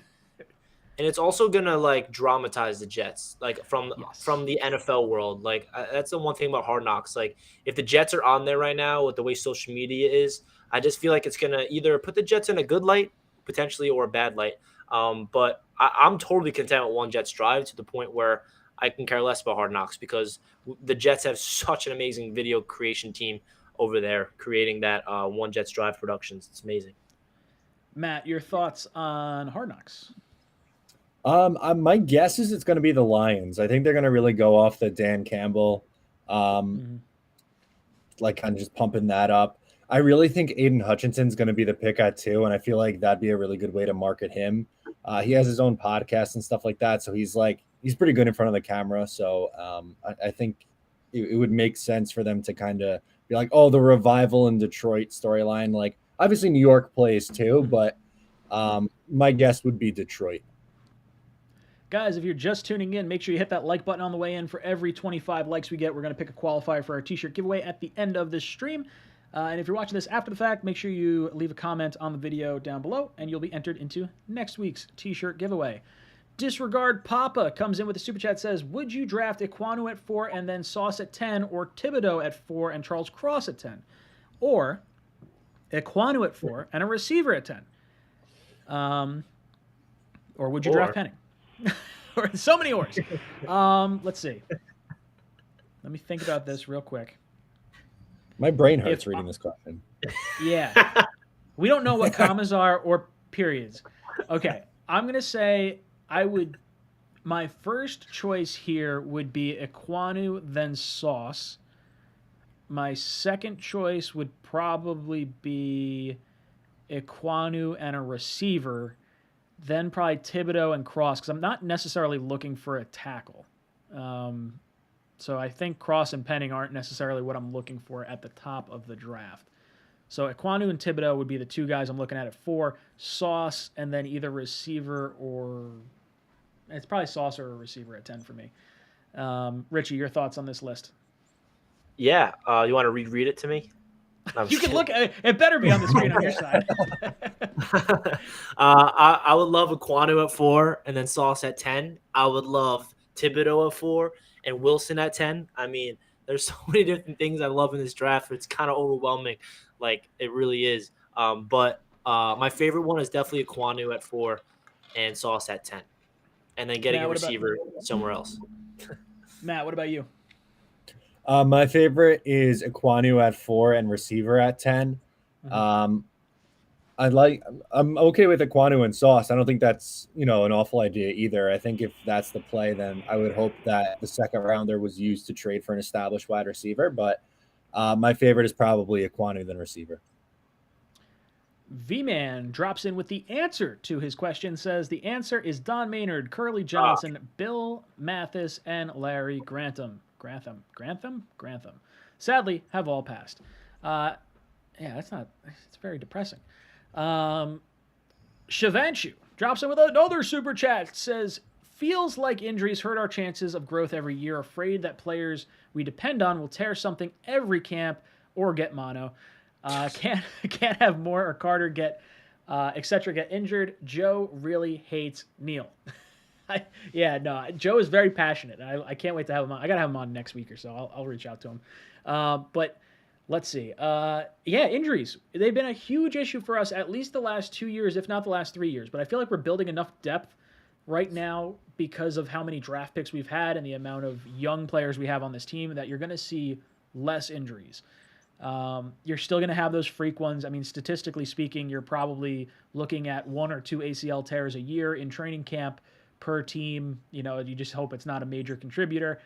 I don't know. I don't know if it's the turf on the MetLife field or what's going on, but it feels like every year we're battling this uphill battle against injuries. And I do think there's probably a little bit to be said. If we're competitive, you probably don't see as many guys tapping out or maybe not battling through. Maybe they would battle through injuries if we were more competitive, is basically what I'm saying. Richie, your thoughts on players getting hurt, and what do you think about the Jets and why we keep having to deal with this?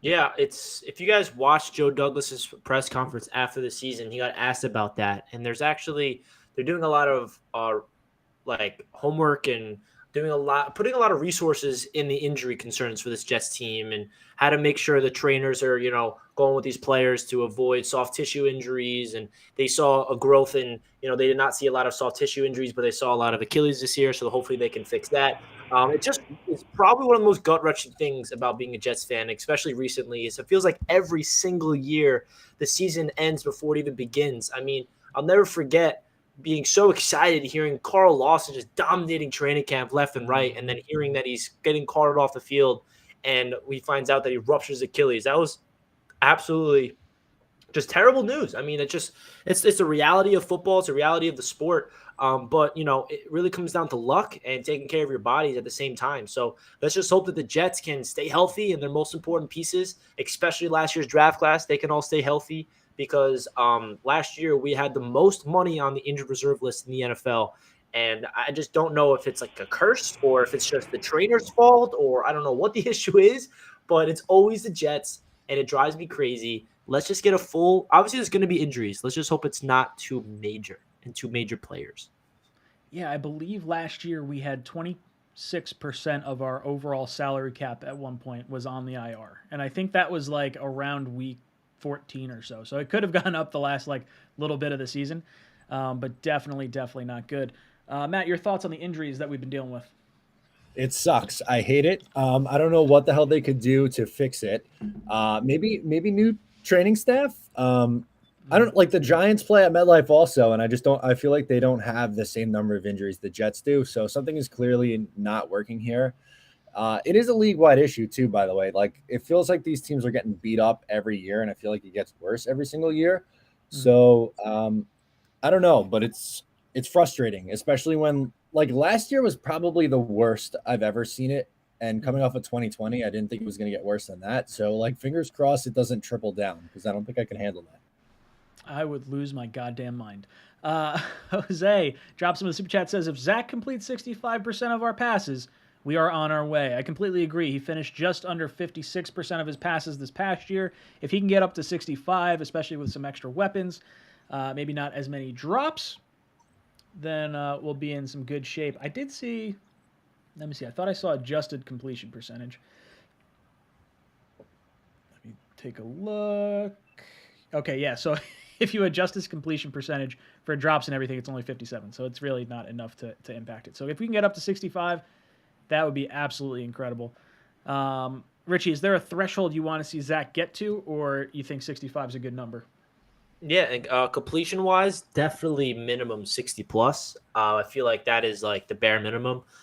65 would be phenomenal. I feel like if he did that, that is just shows you that he's efficient. He's getting the ball out of his hands quickly. He's accurate, and also the receivers are catching the ball.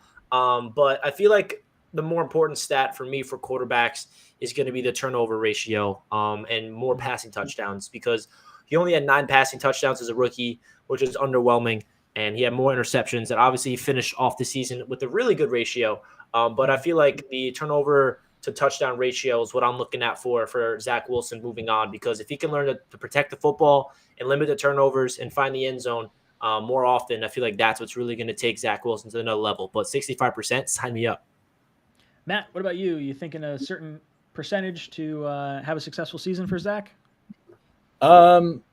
Completion percentage, I think, is a little bit overrated, but I think 60 is a good benchmark, like Richie brought up. 65 might be a little bit ambitious. That would be almost a 10 percentage point increase for him. Mm-hmm. So that'd be nice. Obviously, I'll take it, but I think I don't know, 60 to 62 is probably more realistic, somewhere in that range. Dom C, our buddy Dom C, drops into the super chat. Thanks, dude. He says, why is nobody talking defensive tackle as a need? Second round is feasible option to replace Foley. Guys like Winfrey or Wyatt makes sense. Thoughts? I don't want to do defensive tackle. I just have it's just such a non-sexy position. I want edge rusher. I want receiver. I want to go sexy this year. That's mainly my thing. Let Jonathan Marshall compete at D tackle. You know, if you don't bring back Foley, I think you bring back Rankins. JFM and Quinton are going to be there. You're still going to need defensive tackle for sure, because I want to say our third string defensive tackle played 45% of the snaps, if I'm not mistaken. I could be, picking the wrong number out there, but it was a lot. So Dom is definitely correct that it's going to be a need, but I really don't want to spend that in the second round. I'd rather go, free agent or later in the draft for that particular position. And maybe that's the wrong way to think about it, because I know the trenches are so important. Richie, your thoughts on defensive tackle? Yeah, it's 100% going to be a need, and the Jets will be either drafting or signing, I think, multiple defensive tackles, because if Foley walks, Shepard's will be walking as well. And say we don't bring back Rankins, which I think we probably will, then all of a sudden we need to add some guys into that rotation. If you guys know, the Jets kind of technically have an 8 to 9 man rotation on that defensive line every single game. It's not just the same starting 4 playing the entire game, as you guys know. The free agent that I really like that I tweeted out recently, and I got half people saying no, half people saying yes, of course, is Solomon Thomas. I feel like is a potential depth piece, just because he's coming off a full season with a bill of health, which I think is really important. He tore his ACL actually at MetLife Stadium against the Jets in 2019, if you guys remember that turf game. But I feel like he could be really cheap. Too. Yeah, he could be a cheap option depth-wise, be part of the rotation, familiar with the system, and he was very productive when he was healthy. But that's just a depth piece. Obviously, it's not going to be a flashy signing. I feel like the Jets are going to potentially draft a defensive tackle late, like a 5th-round pick, similarly to what they did last year with Jonathan Marshall, more of a developmental piece. But don't sleep on Jonathan Marshall. I feel like he's going to be part of the rotation this year, and he could be shocking a lot of people, because I really like what I saw from him at the end of the season. He showed some flashes, and I'm excited to see what he can do in year number 2. Yeah, especially because if I remember correctly, he had one of the highest RAS scores. That's what you'll see a lot of during this combine here. So it's going to be interesting. Solomon Thomas is interesting. Former 3rd overall pick from San Francisco. So he's obviously got the connection with Robert Saleh, with Mike LaFleur. Not that I guess LaFleur would be his coach, but you know what I mean. The knowledge of the coaching staff would be impressive. I think the contract might be where you have to figure it out. If it's how much are you willing to allocate towards that position, will probably be pretty interesting to see. Matt, what about you? How do you feel about defensive tackle? That is so far down the list for me. Just because you have some pretty, I feel like you need depth there, but it's it's pretty top heavy. Quinnen, JFM, Sheldon Rankins, I think, is coming back. Foley, I don't think is coming back just because you have so many other needs to fill. I like Foley Fatukasi. I just don't think they have enough space to bring him back. I mean, Nathan Shepard's still kicking around this roster somehow. I guess maybe move on from him, but this feels like you can sign someone super cheap in free agency to fill that role on like a veteran minimum kind of a deal, or like maybe your last pick in the draft, kind of like what they did last year. But there is no way in hell I'm using a top 40 pick on a defensive tackle. Shivanshu drops in with another super chat. Says, ugly irony. Draft defensive tackle for years, and we still need one. Oh, don't remind me, dude. Don't remind me. Jared drops in with a super chat. Says, wide receiver is essential at 10 selfishly because I also don't want one of the top 3 wide receivers falling to the Bills at 25. One of the top 3 receivers is not going to fall to the Bills at 25. I'd be pretty surprised if that wound up happening. But I would... I definitely would prefer to solve this position in free agency, or sorry, either in free agency or with a trade. Particularly Amari Cooper is the guy that I would look at really hard because I think you could trade for him without giving up a really high pick.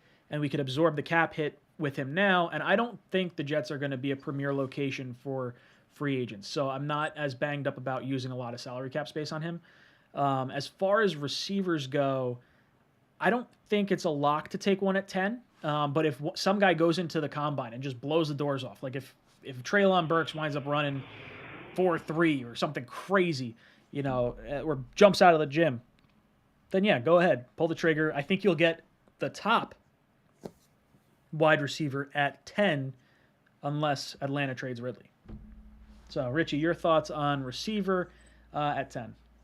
Yeah. Give me give me Treylon Burks. Give me Garrett Wilson. Give me maybe London. I really feel like there's so many options for the Jets to go in this wide receiver group. I feel like this is the one position that, like, there's 3 different ways that they could go about this because of the receivers that are available in the trade market, because of the draft position that we have at number 10, luckily, because of that Jamal Adams trade, and the free agents that are available. So I would love the Jets to draft one at 10. And I feel like a broken record at this point, but if we don't draft one at 10, I would love to trade one of those second-round picks for a guy like Ridley or Cooper. Matt, your thoughts on receiver at 10? Love it. That's my preferred plan for the 10th pick. My guy is Treylon Burks. I would also be okay with Garrett Wilson, and depending on what happens this week, maybe Drake London, but he is a distant third for me right now. Shivanshu drops in with another super chat. Says, just want Zach to be spoiled on offense, please. Yeah, we've seen so many situations where our quarterback has just floundered because we haven't surrounded him with talent. So we've got the running back in Michael Carter. We've got Elijah Moore in place. We got to get a tight end. We got to get another receiver. And hopefully we bring back Coleman. And then Corey Davis hopefully can be a little bit of a staple there for a little bit of time. Richie, you think the plan is to surround Zach with as much offensive firepower as possible? Is that priority 1 this offseason? Yes, I made a whole video on my channel, and I said Joe Douglas's number 1 priority must be this. And the entire topic was to spoil Zach Wilson, where he walks out there in the field, and he's like, wow, this is great. My life is phenomenal. I don't know who to put the ball to. Is it Garrett Wilson? Is it Elijah Moore? Is it Berrios, who just got a nice contract? Is it Dalton Schultz? Is it McBride? I mean, I just want Zach Wilson to walk out there with as many opportunities. And my mindset with it is really where we should make sure that Zach Wilson has no excuses to the point where he's not the franchise guy. That's where I'm looking at it, because the whole Sam Darnold situation is very interesting. We know that he's not a good quarterback because we saw him with the Panthers. But at the time, we were saying like, oh, well, Sam doesn't have a lot of things around him. So it's kind of like we didn't understand if we had a guy or not. At this point, I want to surround Zach Wilson with so much talent and protection to the point where it's on Zach Wilson to prove if he's the guy or not. Matt, what about you? How you feeling about spoiling Zach on offense? Not so good. I really want to draft Kyle Hamilton in 4th overall. Take defense at 10, right? You weren't saying anything about receiver at 10. No, it's so important to know if Zach Wilson is your guy. And like Richie said, like, you just don't want any built-in excuses there. Like, you want it to be, but going into year 3, you want to know, like, for sure if he's your guy. So, spoil him. Yeah, I like the way Richie put that a lot. The whole idea of not having excuses, because every year we go into the offseason, it's like, okay, we're high on Zach or high on Sam Darnold after year one. He had that great Packers game. He ended the season strong. Here we go. And then, Le'Veon Bell kind of flops. We don't fix the offensive line. We go out and we sign CJ Mosley, and like we just kind of flounder around. Building around, making it so you don't have any excuses for your young quarterback, so definitively going into year 3, do we have a guy, or do you wind up pulling the ripcord and going after someone else depending on, how he performed? Did he play so bad that you don't think he is going to improve? Now, realistically, I think we have him for the next 2 years. I think we will see a nice step up. But I think, like these guys said, it is so important to know what you have in Zach Wilson after next year. Square-headed Jets fan drops in with a super chat, says, hoping for Thibodeau at 4, Wilson at 10, Zion at 35, Brandon Smith at 38, Ruckert at 69. That would be incredible. So let me just go through this real quick. Thibodeau 4, Wilson 10, love it. Zion 35, I like it. Brandon Smith, outside linebacker, edge rusher, Penn State, is that right? Just regular linebacker. Linebacker, okay. I love it. Linebacker with Ruckert at 69. Ruckert, for me, if I could get him, if I know where I'm pretty confident he's going to be there at 69, then that's where I want to take him. I don't want to pull the trigger on him in the second round, but I think maybe I'm just scaring myself that I think McBride may go beginning of round 1, and I don't want to lose out on the Jet fan and Ruckert. The Jet fan. Yeah, I don't know. I want to see the guy in green and white, just because I do think the upside is there. I think he's talented. I think he'd be worthy of the third round pick for sure. My concern is that maybe he just goes a little too high. Maybe he shows out in the combine, the pro day, and then all of a sudden, now we got to spend a second round pick on him when I thought we were getting value on him in the third round. So Richie, what do you think about square-headed Jets fans mock right here? Yeah, I feel like we got to make sure we do not cut GVR because of that Long Island Jet connection as well. No, I'm kidding. Please, for the love of God, don't take that too seriously. RVC, baby. Let's go. Long Island represent. You love it. But yeah, I feel like Thibodeau at 4, Wilson at 10. That's great. I love that 4 and 10. Zion Johnson at 35. That's a home run if we can get Zion Johnson at 35 without getting an offensive lineman in the first round. You get your starting right guard. You get a wide receiver. You're building around Zach. And then you get a linebacker for Robert Saleh to deal with. And then you miss out on McBride in the second round, but you get the Long Island Jets fan in the third round who's going to be a beast.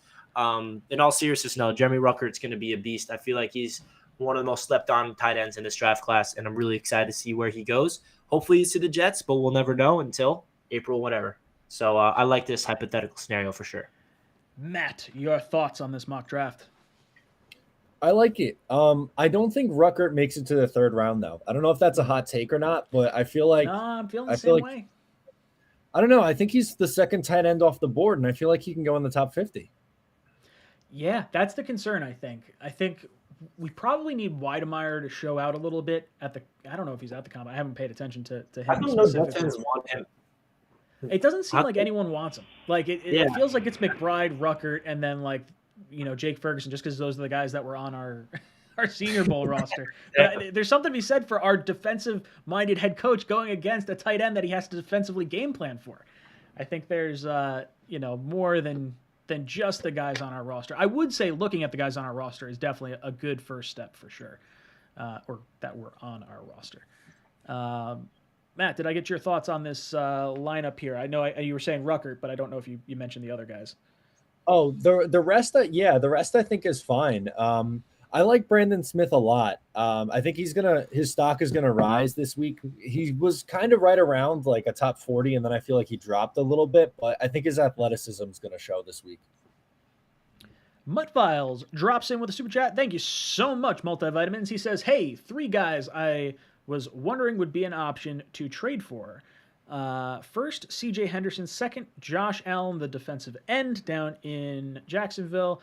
Third, Foster Moreau, the tight end. Also, Jets will be in the playoffs this season. That would be fantastic. But I just want to see our picture in the hunt in December. Yep. And there's 3 wildcard teams. So you gotta be there. Please. I don't need to get in. I just want to be in the hunt. I want to see some meaningful games in November. I felt like this season was over, just 6 weeks into the season, and it's super frustrating. Okay. 3 guys that could be an option to trade for. All right, let me go through this. I got to pull up the over the cap real quick because I don't know what contracts are looking like. And Henderson was traded to the Panthers. Is that right? Yes. Somewhere. I think that's right. I'm pretty sure that's where he wound up. So his he's on the Panthers. So his contract, he is 24 this upcoming season.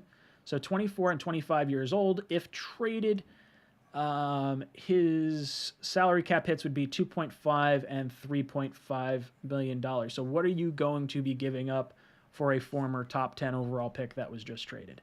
Do you remember what the Jaguars gave or got in return for Henderson? I don't know off the top of my head. No, I don't remember either. And let's see, Josh Allen, he is going into his 4th season. He was the same year as Quinnen Williams. I would say the only way Josh Allen gets traded would be the Jaguars take an edge rusher at 1. And I don't think that's going to be the case. I think they try to protect Trevor Lawrence and Travis Etienne. They were 2 first-round picks from last year. So I don't think Josh Allen's going anywhere. And then let's see, Foster Moreau. Is that Raiders? Yeah. Right? Okay. He's the guy that filled in for Waller. Yeah, so one of my best friends is a diehard Raiders fan, and he loves Moreau. So I would have no problem with this. He's going into the final year of his contract. He was a 4th-round pick. If traded, he would be a $2.5 million cap hit. The tough thing is I don't want to trade for a tight end. That's my big issue because there's enough in free agency that are like stopgaps, and there's so many good ones in this draft. There's no point in giving up a draft pick for a tight end of any sort of value. So I don't know what Moreau would go for, but if it's higher than a 3rd, or if it's a 3rd or higher, I would say absolutely not. Richie, your thoughts on these 3 players? Yeah, I don't think the Jets should trade for a tight end either, unless we're like trading Daniel Brown away and then he gets cut and then he comes back or something like crazy like that again. I don't know how that happened. But yeah, in all seriousness, I don't think the Jets should trade for a tight end simply because, like you said, the options in free agency, the option in the draft is endless. And I'd rather not sacrifice capital for a guy when you can do it for free. Not necessarily free, but you know what I mean. And then when it comes to CJ Henderson, I think that's definitely it's an option. I feel like the Jets need to make sure that they look at every single avenue. They need to make sure the trade market is, looked upon of what positions do we need. Cornerback is in need. All the positions that he laid out, edge rusher, tight end. So definitely reach out to these teams, see what the asking price is. But I feel like there's other routes for the Jets to go in the quarterback room besides trading for a guy in CJ Henderson who just got moved. I don't see the Panthers trading for him, trading away from him after giving up a 3rd-round pick. What would we have to give up? A 4th-round pick? I don't really see that happening from the Panthers side of things. And then Josh Allen, I don't really see the Jaguars moving off from him unless they just don't feel like they're going to pay him. Or like you said, Ryan, they draft an edge rusher at number 1. Matt, how are you feeling about these 3 players? I don't think really. I don't know a ton about Foster Moreau, but with CJ Henderson and Josh Allen, I don't think either of those guys are really candidates to move. Mm-hmm. I think you're spot on. That's kind of where I think all of us wound up landing. Jared drops into the super chat, says, "Love the show, guys. Keep up the good work. Also, Dotson and Olave aren't getting enough love. You'll see after the combine, both are going to run 4.3. I really like Dotson. The 3 of us like Dotson. If he's there in the 2nd round, I think all 3 of us would at least think about it. Taking him depending on how we've handled the wide receiver room. Olave for me, I guess I need to watch more of him. I don't know what it is about the Ohio State guys, but I think maybe just like watching Justin Fields perform poorly like this past year sort of jaded me from like Ohio State, like just players in general, not just like, not just wide receivers. But I got to get over that because there's plenty of good wide receivers that have come out of Ohio State. Devin Smith. And I like McLaurin. Not Devin Smith, but McLaurin I love. But I like, there are good receivers that have come out of Ohio State. And I would say my thought process is more, I would like a bigger bodied receiver like a Burks or a London or a Pickens or someone along that kind of vein. And then if I had to go with someone that's a little bit smaller, I would prefer probably a Wilson to Olave. But we'll see. It'll be interesting to see what winds up happening this draft. Richie, any thoughts on Dotson or Olave? Yeah, I love them both. I feel like Olave is not really going to be a Jet. I think he's going to go late first round potentially. But the big question is, and someone mentioned in the chat that I was going to say is, the thing about Dotson is he's very similar to Elijah Moore in terms of size. I do want to get a big body guy like a Traylon Burks that will complement Elijah Moore a little better instead of getting someone that's kind of a similar style. But at the same time, Dotson's speed is something you don't want to miss out on. And if we do not draft a receiver in the first round, if we don't trade for one, and we're on the clock in the second round and Dotson's there, sign me up. Matt, your thoughts on Dotson and Olave? I think they are both really good receivers, and they're like right around the end of my top 5 wide receivers in this class. I like them both. I think they're going to go either at the back ends of round 1 or early in round 2.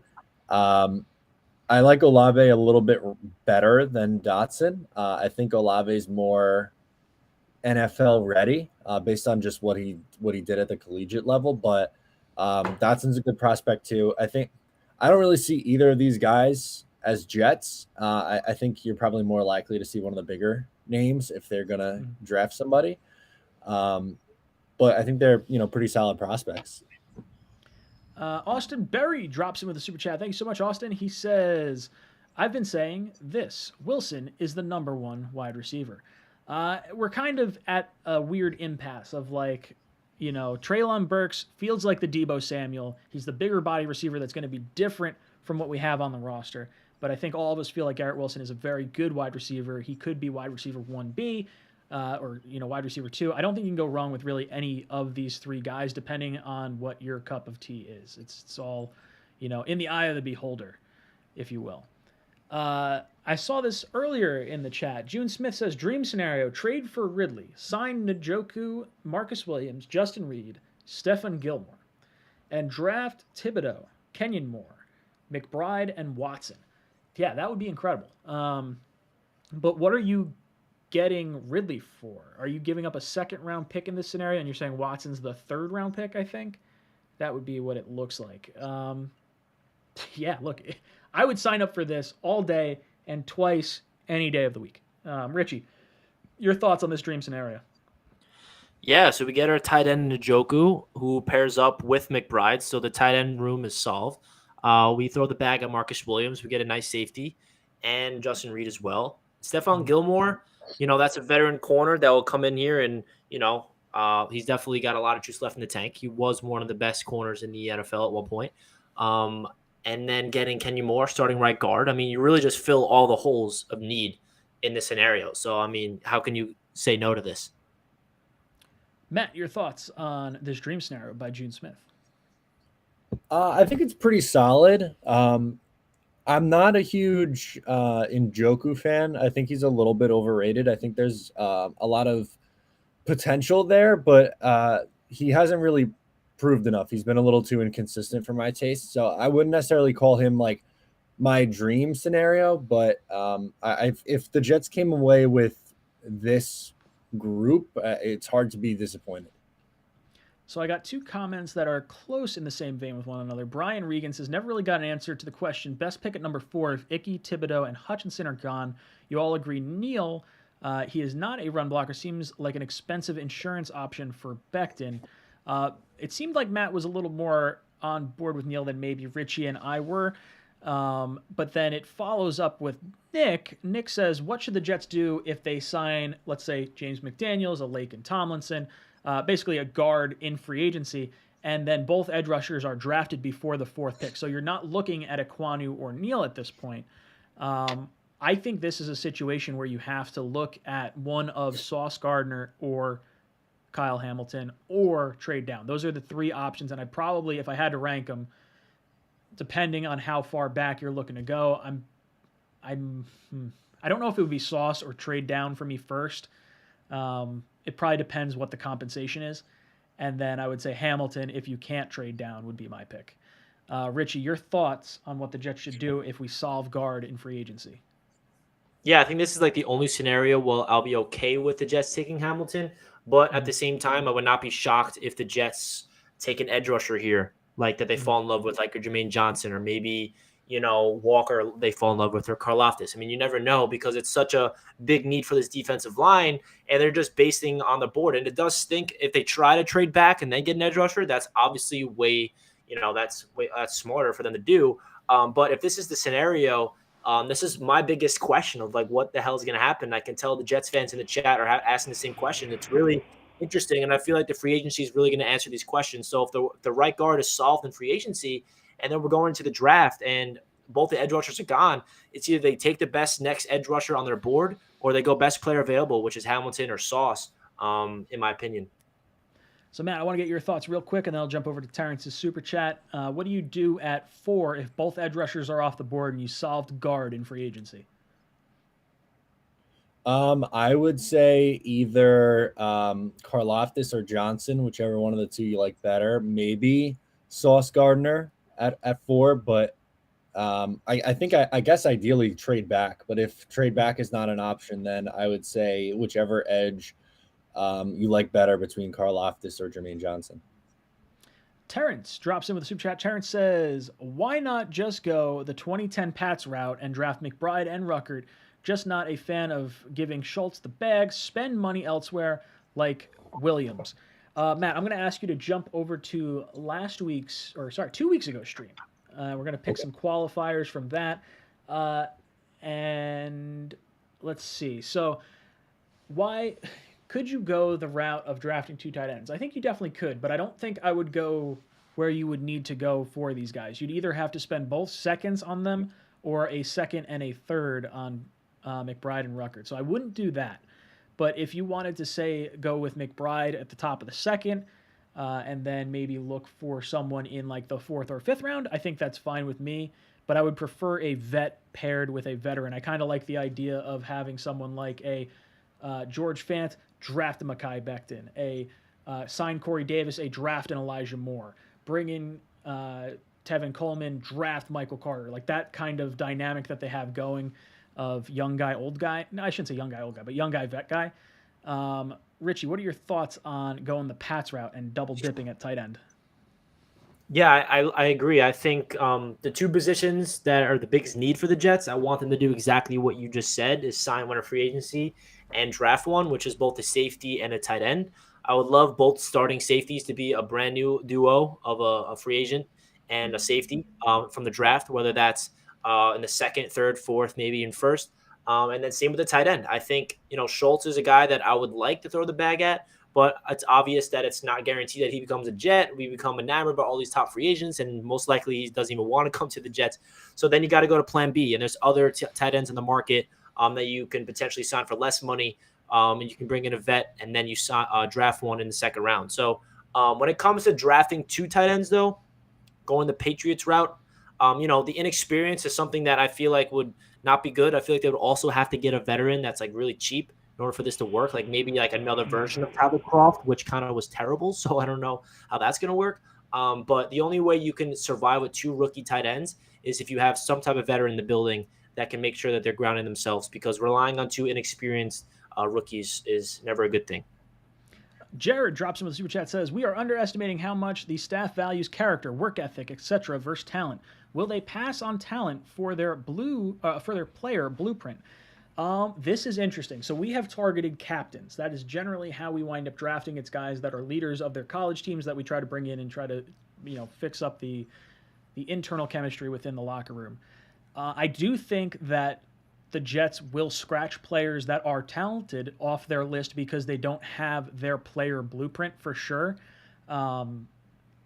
I do think there is some type of scale. Like it's not just a black and white area. If you have something that's like, hey, this guy isn't quite the leader, but maybe he's 2 or 3 down, but his talent is so much higher than where your guy is, then I think you're gonna select him. But if a guy has a serious character concern, I think they will scratch the talented player off the board, and I think that might be a concern with Thibodeau possibly, with why we're seeing him drop down some draft boards. So maybe he's not an option for the New York Jets. Matt, I want to kick this one over to you. What do you think about the Jets passing on talent to get the kind of player they want? Yeah, it's definitely a possibility. I don't think there's any really good way to know that right now because the two of these guys have only had one draft together, so I think we'll have a better idea after a year or two. But like you just mentioned, Thibodeau, like his interviews are going to be huge for him this week. That's the biggest thing for him. It's not his on-field performance at the combine. Everyone knows he's good. It's if he has the mentality up here and if he's going to, interview well. And so I think that's a big part of it. I agree with you guys. Oh, look at our buddy Ali in the chat. He says, yes, sir. I don't know what he's talking about earlier, but yo, what's up, Ali? What up, Ali? Good stuff. All right. Matt, I'm going to have you read off some names. Right now, I have Hunter Kaiser, Ant Jets, Braden Bathwaite, Thomas Cahill, Gitmo Bob, Kevin Chatham, Devin Gerard, J.E., Iowan Jets fan, and Jets World as our qualifiers for our t-shirt giveaway. Matt, give me 5 names from the last Talkin' Jets panel. Okay, we're going Professor Penguin. I love it. We are going Mike T. Okay. We are going GEO. Okay. J Paw 4421. Okay. And what do you mean no football? I love it. No football. Okay. We're going to do a little bit of odds or evens. So, boys, get your hands ready. 3, 2, 1. 3, 4, 5, 6. That's a 1, right? Yeah. Okay. Yep. 6. We're scratching off the evens. I have to make sound effects when I scratch them off. Otherwise, it doesn't actually scratch off. All right. 3, 2, 1. Odds. All right. All right. So we're down to Braden Bathwaite, David Gerard, Professor Penguin, and what do you mean no football? 3, 2, 1. 10, 12. God, math gets harder as you get older. Gone.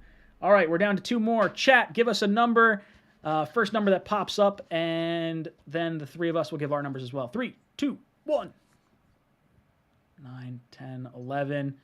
What we got in the chat? 11.